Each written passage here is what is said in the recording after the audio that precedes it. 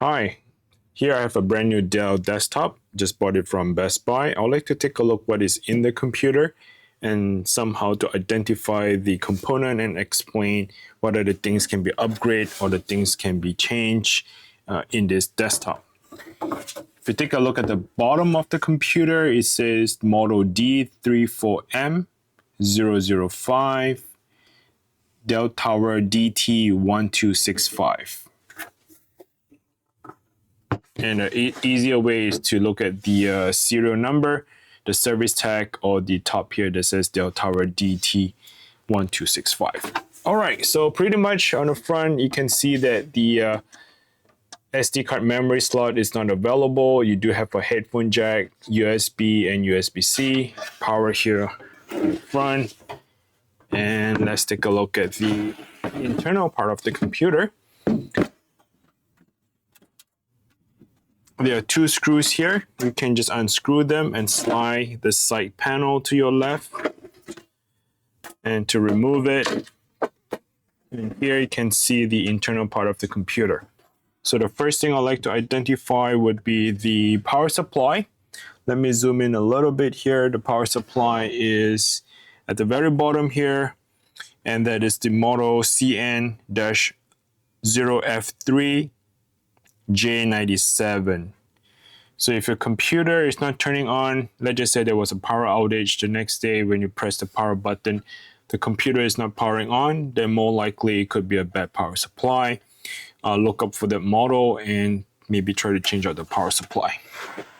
Now here, the power supply, it doesn't have extra, the power for your graphics card. So if you're looking to upgrade your graphics card, maybe to a stronger one like, RTX, this would not have enough power to power it up. So do not upgrade to a big power graphics card. The only graphics card that you can upgrade is the low profile graphics card. Something that the graphics card does not require power, like a 6-pin or 8-pin power. So graphics card doesn't have required for power, then you can upgrade for that.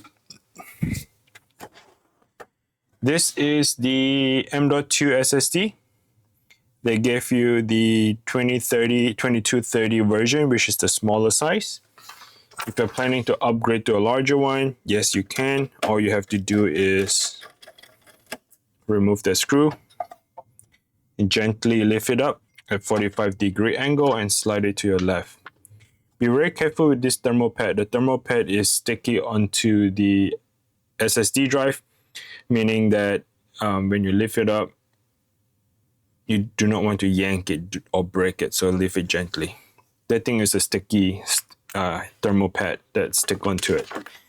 Now, let's just say that you purchase a bigger hard drive, a bigger M.2 drive. Let's just call it a 2 terabyte M.2 drive. What you can do is you can stick the screw here to the back. So this is the 2230. You get a screwdriver, open it up, and stick it into the 2280 in the back. When you have enough space, you can slide this thing in and put the screw in to secure your larger hard drive. That's one way to do it. Okay, the next part is, let's talk about the RAM.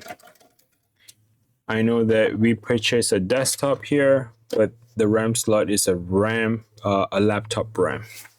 You can see that the RAM is much smaller compared to the desktop. However, you do have a secondary slot, which allows you to add additional more RAM if you want.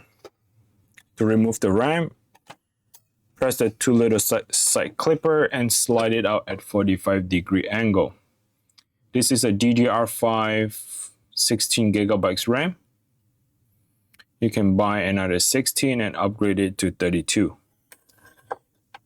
Slide it back in at 45-degree angle and push it down. Let the two clipper clip on and lock it in. Next part is take a look at the CPU. Press the board clipper and remove the housing.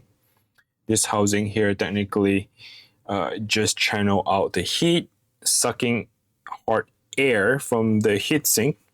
It intake the air and exhaust it out from the back. That's pretty much it. The fan is not blowing blowing the air down. It's actually lifting up the hot air from the heatsink and channel out to the back of it. You do have additional system fan 4-pin connector here. What you can do is install exhaust fan in the back, or you can install one in the front as an intake. Now, it doesn't seem like, I think it's a 140, or no, it's actually less than that, maybe 120 millimeter fan that can goes in there in the front as an intake. I might be wrong on that part, don't quote me on it. I think it's actually much smaller than 120. So you might want to check it out.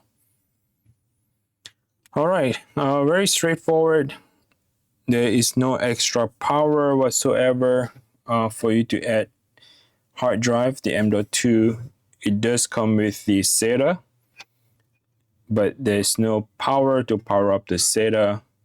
You might need to buy a SATA power here for the pin to power it up, but it's not in the computer. That's pretty much it. The computer on a brand new Dell. Just wanted to bring it up to you. Hopefully that gives you a decision on whether you want to buy this or not. Thanks for watching. Until next time, take care and bye now.